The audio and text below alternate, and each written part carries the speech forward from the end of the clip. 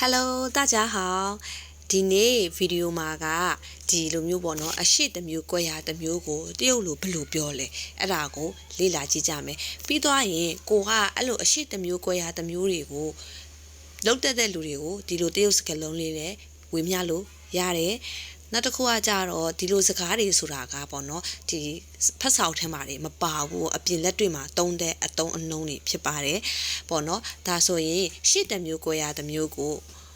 ဘယ်လိုပြောကြလဲဆိုတော့ခြံမြက်ရီထောက်ပိတ်ဟုတ်ရီထောက်လို့ခေါ်ပါတယ်ခြံမြက်ရီထောက်ပိတ်ဟုတ်ရီထောက်ဒါဆိုရင်တလုံးချင်းစီရဲ့အဓိပ္ပာယ်ကိုထပ်ပြီးတော့လေ့လာကြည့်ကြရအောင်ခြံမြက်ဆိုတာအရှိပါဟုတ်တယ်ခါတိုင်းနဲ့တင်ထားတယ်ကိုယ့်ရဲ့အရှိဘက်ဒီအချမ်းမှာဆိုရင်သူ့ကိုခြံမြက်ပေါ့နော်ကိုယ့်ရဲ့အရှိဘက်မှာမှန်တယ်မြအရှိမှာဘာရှိလဲအရှိမှာလူရှိတယ်ဒါတွေဆိုအကုန်လုံးကခြံမြက်ပဲနော်နေ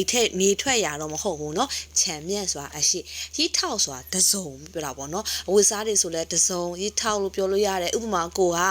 KFC မှာသွားစားတယ်ဆိုရင် KFC တွေမှာဆိုရင်အဆက်လိုက်ရှိရလေဟမ်ဘာဂါတီးတန်တစ်လုံးယူမလားဒါမှမဟုတ်ဟမ်ဘာဂါအာလူကျော်အဲ့လိုပါပီတာဟာကိုတစ်ဆက်ယူမလားအဲ့လိုမျိုးဆိုရင်ရီးထောက်လို့ပြောကြတယ်နော်နောက်တစ်ခုကကြတော့ပိတ်ဟုတ်ဆိုတာအနောက်ကိုယ့်ရဲ့အနောက်ပေါ့နော်ကိုယ့်ရဲ့အနောက်ဖက်ကိုယ့်ရဲ့မတိမကွယ်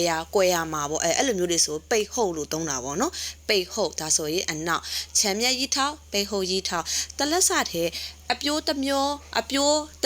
လုတ်တစ်မျိုးကိုလည်းတခါတည်းလေ့လာကြည့်ကြရအောင်အပြိုးတစ်မျိုးအလုတ်တစ်မျိုးအဲ့ဒါကတော့ရှောရီထောက်ကြော်ရီထောက်လို့ဖြစ်ပါတယ်ရှောရီထောက်ကြော်ရီထောက်ရှောဆိုတာကတော့ပြောတာပါရှော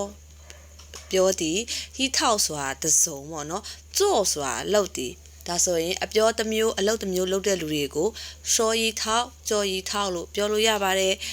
ဒီဗီဒီယိုကပေါ့နော်ဒီ课本上学不到的汉语ပေါ့ဒါဆိုရင်我们一起学习课本上学不到的汉语နောက်ဗီဒီယိုဒီမှာပြန်တွေ့ကြမယ်拜拜